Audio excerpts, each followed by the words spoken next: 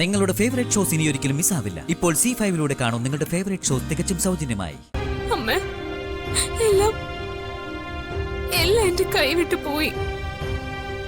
എന്റെ മുന്നിൽ വേറൊരു വഴിയില്ലായിരുന്നു. എനിക്ക് ഒന്നും അറിയില്ലായിരുന്നു. അമ്മയും വിശാൽ സാറിനെ രക്ഷിക്കാൻ വേണ്ടി വേറൊരു മാർഗവും ഞാനിവിടെ കണ്ടില്ല അമ്മ. അതുകൊണ്ടാ ഇവിടുത്തെ സ്വത്തുക്കൾ മുഴുവനും ഞാൻ പ്രഭാവതിയമ്മയുടെ പേരിൽ എഴുതി കൊടുത്തത്. ഇത്രയും വലിയ ചതി ഒരുക്കിയിട്ടാ പ്രഭാവതി അമ്മ എന്നെ ആത്മാനന്ദ സ്വാമികളുടെ അടുത്തേക്ക് വിളിച്ചോണ്ട് പോയതെന്ന് ഞാൻ ചിന്തിച്ചതേയില്ല.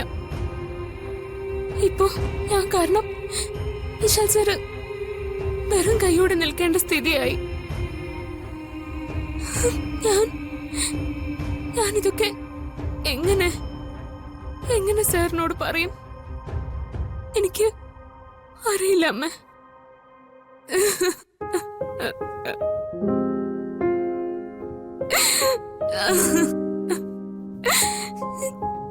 എനിക്ക് അമ്മയോട് മാപ്പ് ചോദിക്കാനുള്ള അർഹതയില്ല. അമ്മയുടെ മകനെയും ഈ കുടുംബത്തെയും ഏത് പ്രതിസന്ധിയിൽ നിന്നും രക്ഷിക്കുമെന്ന് ഞാൻ അമ്മയ്ക്ക് തന്ന വാക്ക് അത് പാഴായിപ്പോയി അമ്മ.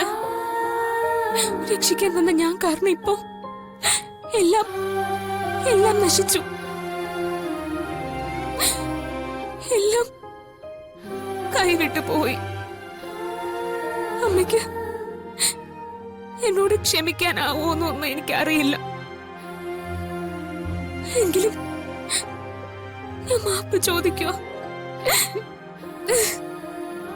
മാപ്പ്.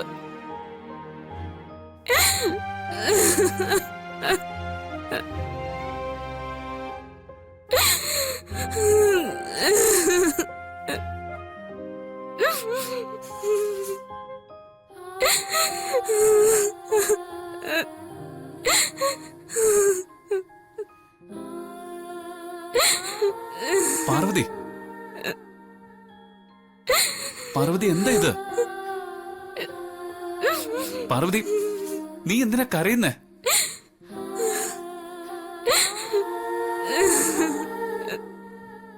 എന്താടോ ഇത്? പൂജ മുടങ്ങിയതിനാണോ താൻ ഇങ്ങനെ കരയുന്നേ? എടോ, അതൊന്നും സാരമില്ലടോ. തടസ്സപ്പെട്ട പൂജ നമുക്കേ മറ്റൊരു ദിവസം നടത്താം. എടോ, പൂജ നടത്തിയ പോരെ? താനേ സമാധാനായിട്ടിരിക്കെ, കരയാതിരിക്കെ പാർവതി. താൻ കരയല്ലേ?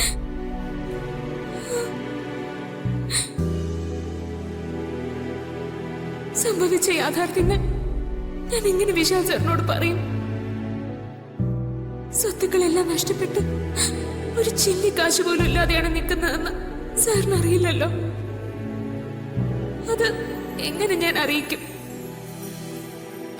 വിശാൽ സാറിന് സ്വന്തം അമ്മയോടുള്ള സ്നേഹത്തെ മുതലെടുത്ത് പ്രഭാവതി അമ്മ എല്ലാം അപഹരിച്ചുവെന്ന് ഞാൻ എങ്ങനെ വിശാൽ സാറിനെ ബോധ്യപ്പെടുത്തും?